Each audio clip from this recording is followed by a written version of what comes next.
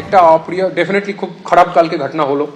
তো ওর মধ্যে আমরা অনেকটা চেষ্টা করলাম কি কমপ্লেন পাওয়ার জন্য, বাট কমপ্লেন হতে পারে উনি মেডিকেল ইস্যুতে একটু ইনভলভ আছেন। তো আমরা সুমোটো কেস করলাম। কেস করে আমরা এখন পর্যন্ত 4 জনকে ডিটেইন করেছি।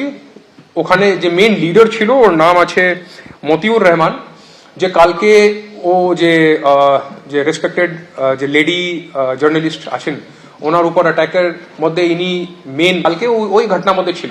আজকেও ছিল সেম বর্মা স্পটে, লেকিন কালকে কিছু করেনি। আজকে যখন মেরেছে, যখন ভিডিও আমরা পেলাম, তখন আমরা যখন কম্পেয়ার করলাম তো উই ফাউন্ড কি এরা ছিল।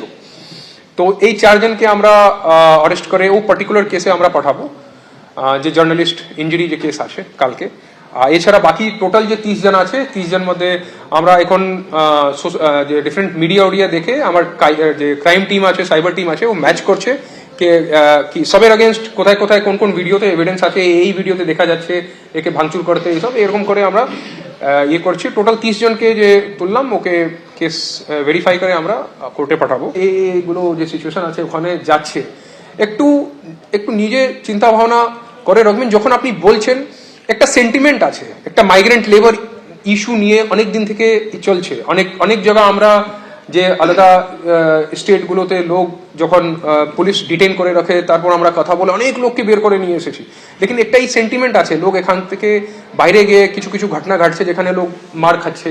তো এই যে সেন্টিমেন্ট আছে, যখন আপনারা মিডিয়া বন্ধুরা যখন প্রশ্ন করছেন, তখন একটু সেন্টিমেন্টকে চিন্তা ভাবনা করে, মানে উই উইল রিকোয়েস্ট কি আপনার দিক থেকে কোনো উকসানিমূলক কোনো কথা আপনি না বলেন, কি অপোজিট দিকে মানে মানে এখন তো ভিড়ের সেন্টিমেন্ট আছে।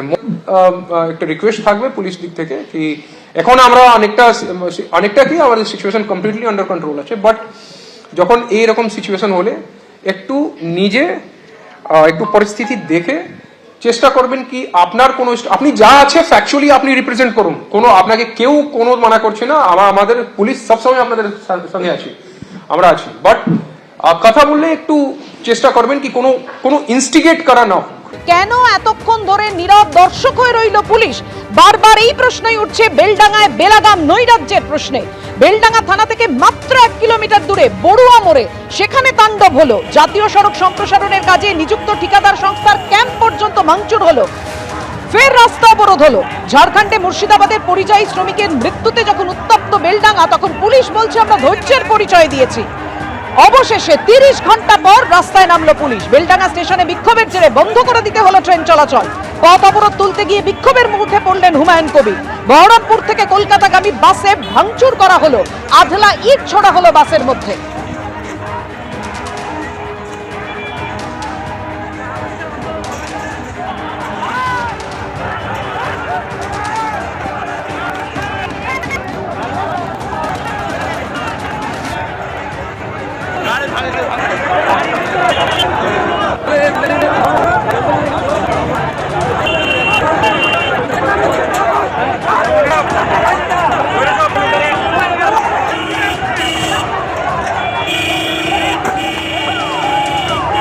যেভাবে উত্তপ্ত হয়ে উঠল বেলডাঙ্গা গতকালকের পর আজও আক্রান্ত হলো সংবাদ মাধ্যম। হামলা হলো আমাদের প্রতিনিধি এবং চিত্র সাংবাদিকদের ওপর। দেখতে পাচ্ছেন আপনারা একের পর এক মুহূর্তের ছবি, যে মুহূর্তে জ্বলছে বেলডাঙ্গা, অগ্নিগর্ভ বেলডাঙ্গা।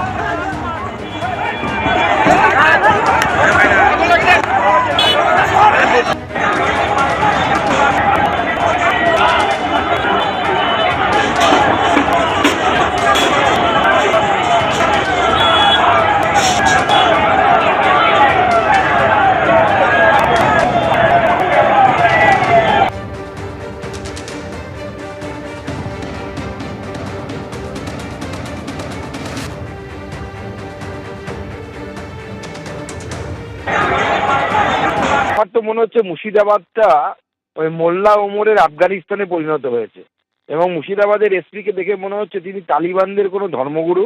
আমাদের সাংবাদিকরা কি করবে, মহিলা সাংবাদিকরা কি করবে, এই বিষয়ে তিনি এখন দিশা নির্দেশ দিচ্ছেন। তার কাজ সেটা না, তার কাজ হচ্ছে যখন এই ধরনের হুলিগ্যান্সরা, দাঙ্গাকারীরা রাস্তায় নেমে যখন দাঙ্গা করতে চায়, তাদের মাথা ভেঙে দেওয়ার দায়িত্ব হওয়া উচিত হচ্ছে সেই পুলিশ সুপারের। তিনি সেটা না করে এই সমস্ত কাজ করছেন। অপদার্থ পুলিশ সুপার, অপদার্থ পুলিশ মন্ত্রী। এবিপি আনন্দ এগিয়ে থাকে, এগিয়ে রাখে।